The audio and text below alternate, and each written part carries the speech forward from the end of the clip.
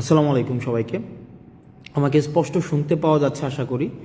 কিছুক্ষণ আগে ঢাকা মেডিকেল কলেজে একটি অপ্রত্যাশিত ঘটনা হয়েছে।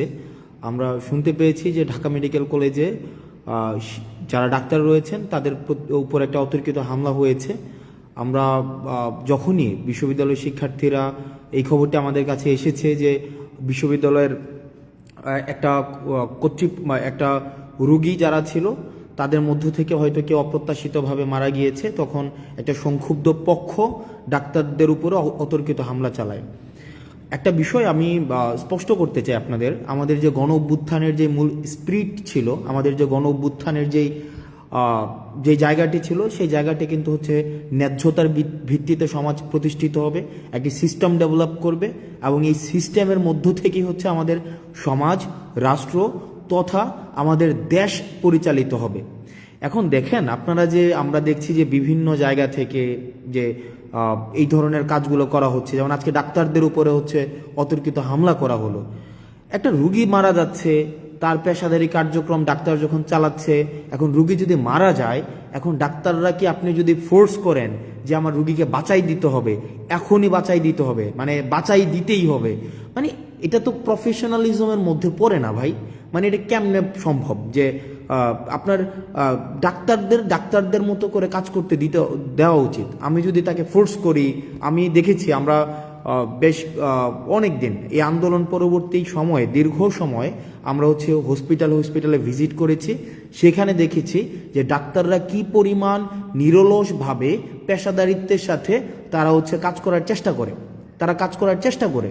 এখন আমি যদি ডাক্তারদেরকে ফোর্স করি যে আমার একটা রুগী এখনই আপনাকে বাঁচাই দিতে হবে, এখনই তাকে সুস্থ করে তুলতে হবে, এখনই আপনাকে তাকে ওষুধটা দিতে হবে, এখনই কাটা ঘা শুকাই দিতে হবে, এটা তো সম্ভব না। মানে এটা তো সিস্টেম না ভাই, এটা তো প্রফেশনাল জায়গার মধ্যে তো এটা যায় না। প্রফেশনালি এটা এভাবে ডিল করে না। প্রফেশনাল জায়গা, ডাক্তারদের বিষয়টা ডাক্তাররা বুঝবে, শিক্ষকদের বিষয়টা শিক্ষকরা বুঝবে, ইঞ্জিনিয়ারের বিষয়টা ইঞ্জিনিয়ার বুঝবে, আমাদের যেই প্রফেশন সেই প্রফেশনের বিষয়টা তারা বুঝবে।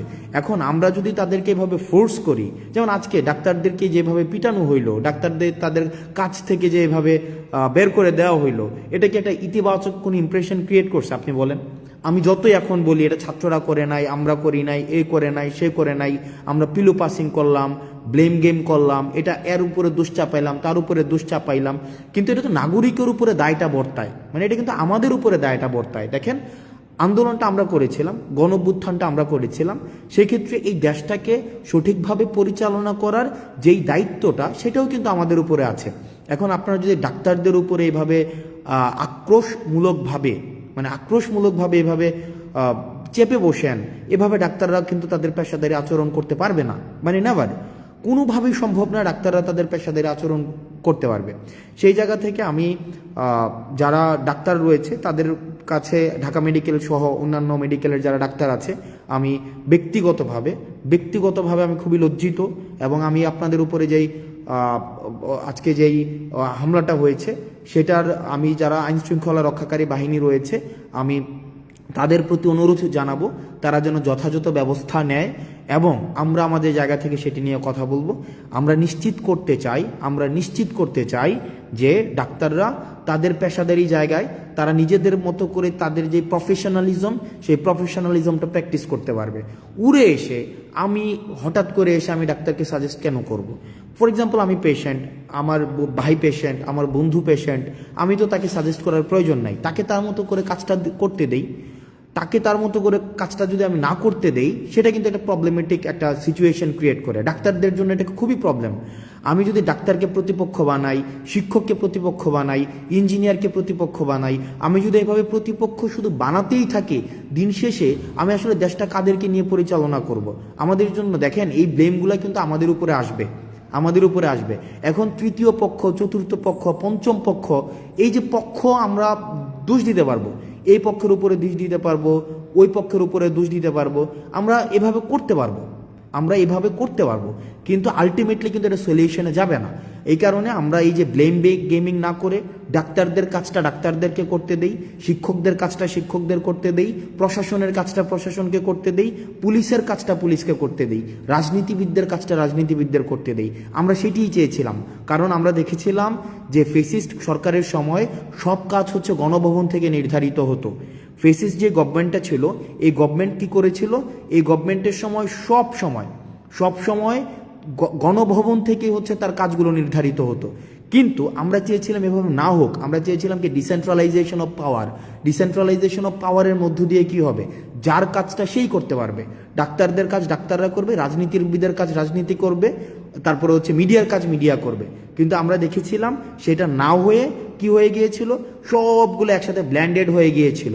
আর যখনই ব্ল্যান্ডেড হয়ে গিয়েছিল তখনই প্রবলেমটা হয়েছিল কি, ফেসিজমের উৎপত্তি হয়েছিল। তো সুতরাং আমি আপনাদের কাছে অনুরোধ করব, আপনাদের জায়গা থেকে অনুরোধ করব, বিভিন্ন জায়গাতে বিভিন্ন ডাক্তারদের উপরে, শিক্ষকদের উপরে এই ধরনের যে অপ্রত্যাশিতভাবে হামলাগুলো হচ্ছে সেগুলো নিন্দনীয়। এগুলো কোনোভাবেই কাম্য না। এখানে পাওয়ার পলিটিক্স, পেশি শক্তি বা সিস্টেমের বিরুদ্ধে গিয়ে কোনো ধরনের জোর করে বাধ্যতামূলকভাবে কিছু করানো, এই বিষয়গুলোকে কখনোই আমরা স্বাগত জানাই না, এগুলোকে আমরা পৃষ্ঠপোষকতা দেইও না। এগুলো হচ্ছে আমাদের যে গণঅভ্যুত্থানের যে মূল স্পিরিট ছিল, আমাদের যেই গণঅভ্যুত্থানের যেই জায়গাটি ছিল, আমাদের যেই গণঅভ্যুত্থানের আমরা সবাই যে নেমে এসেছিল রাস্তায়, সেই জায়গাটির সাথে সাংঘর্ষিক। সুতরাং আমরা যদি একটা দেশ গড়তে চাই, আমরা যদি একটি বৈষম্যহীন দেশ গড়তে চাই, সেই দেশের মধ্যে যার কাজটা তাকেই করতে দিতে হবে। পরিশেষে ডাক্তারদের সাথে যে আজকে যে ঘটনাটি হয়েছে সেটিকে আমরা নিন্দা জানাচ্ছি এবং আমরা প্রত্যাশা করব এই ধরনের ঘটনার কখনোই পুনরাবৃত্তি হবে না। এবং ডাক্তার সংশ্লিষ্ট যারা রয়েছেন, আপনারা যে নিরলসভাবে কাজ করে যাচ্ছেন সেটিকে আমরা স্বাগত জানাই।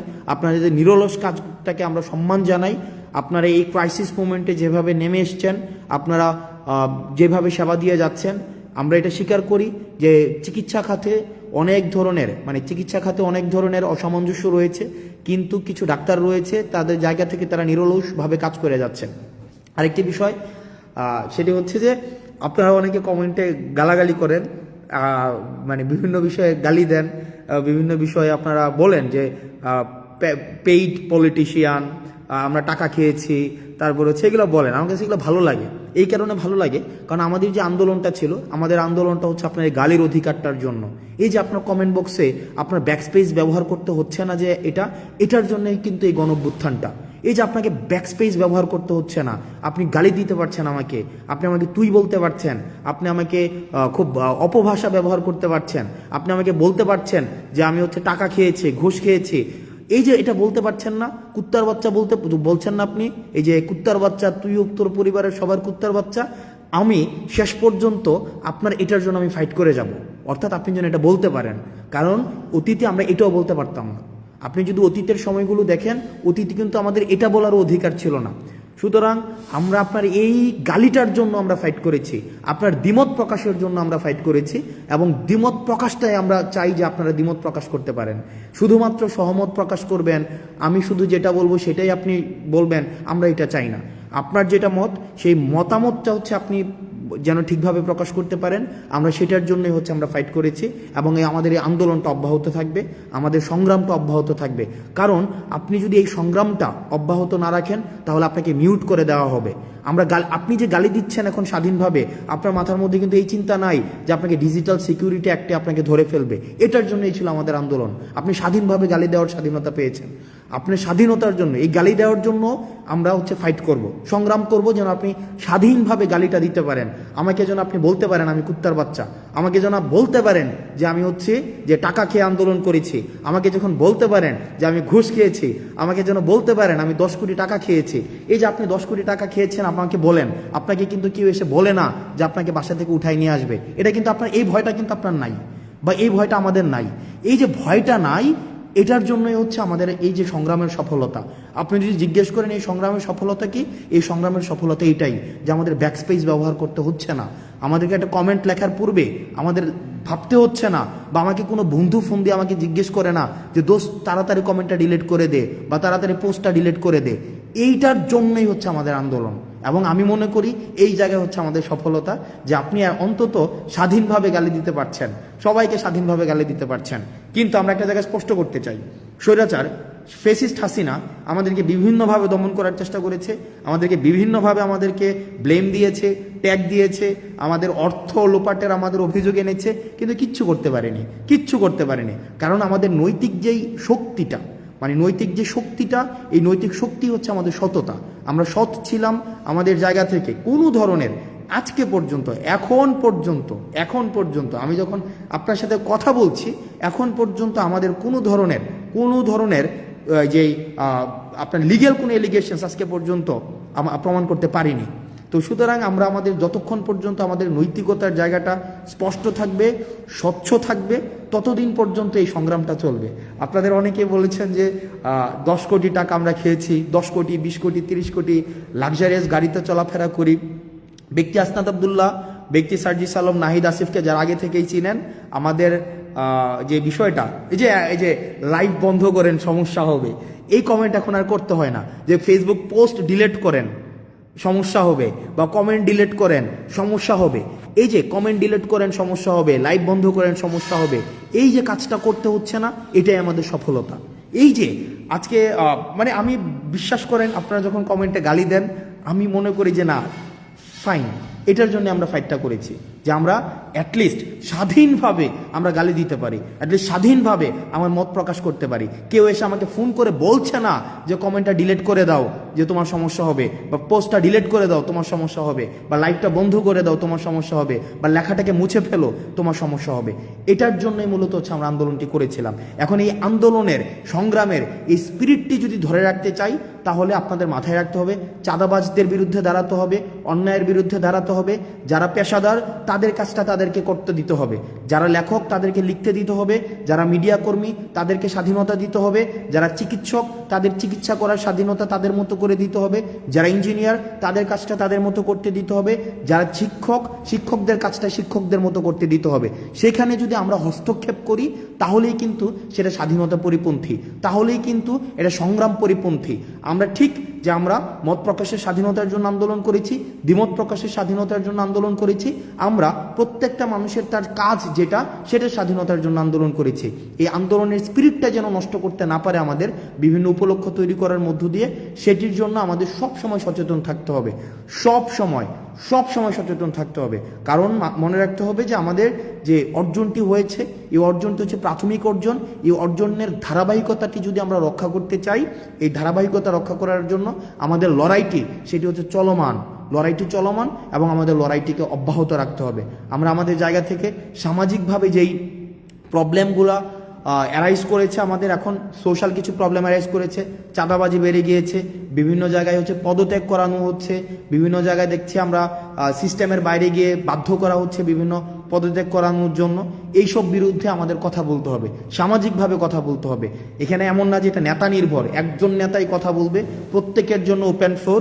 তবে দয়া করে কেউ হচ্ছে কোনো ধরনের বিশেষ সুবিধা আদায় করার জন্য, কোনো ব্যক্তি সুবিধা আদায় করার জন্য নিজের এই পরিচয়টাকে আপনারা হচ্ছে বাজে কাজে ব্যবহার করবেন না। সবাই ভালো থাকবেন, সুস্থ থাকবেন, এবং হচ্ছে এই যে গালি দিচ্ছেন আপনারা বিভিন্ন জায়গায়, এই গালি অব্যাহত থাকুক, কারণ এই গালিটাই নিশ্চিত করে যে আমাদের প্রাথমিক অর্জনটি আমাদের হয়েছে, আন্দোলনের যে প্রাথমিক যে অর্জন সেটি হয়েছে এই গালি নিশ্চিত করে। কারণ আপনি গালি দিতে পারছেন এই আন্দোলনের কারণে, দ্বিমত প্রকাশ করতে পারছেন আন্দোলনের কারণে, আজকে আপনি ব্যাকস্পেস ব্যবহার করতে হচ্ছে না আন্দোলনের কারণে, কমেন্ট ডিলিট করতে হচ্ছে না আন্দোলনের কারণে, আপনি যা ইচ্ছা তা পোস্ট করতে পারছেন আন্দোলনের কারণে, আপনি লিখতে পারছেন আন্দোলনের কারণে, আপনি বলতে পারছেন আন্দোলনের কারণে, আপনি প্রশ্ন করতে পারছেন আন্দোলনের কারণে, আমাদেরকে জবাবদিহিতার মধ্যে রাখতে পারছেন তাও আন্দোলনের কারণে। সুতরাং আন্দোলনটি আমি যতই বলি না কেন, বিভিন্নভাবে বিতর্কিত করার চেষ্টা করা হোক না কেন, আমাদের প্রাথমিক সফল আমরা হয়েছি, তবে সেটির ধারাবাহিকতা অব্যাহত রাখতে হবে। সালামু আলাইকুম।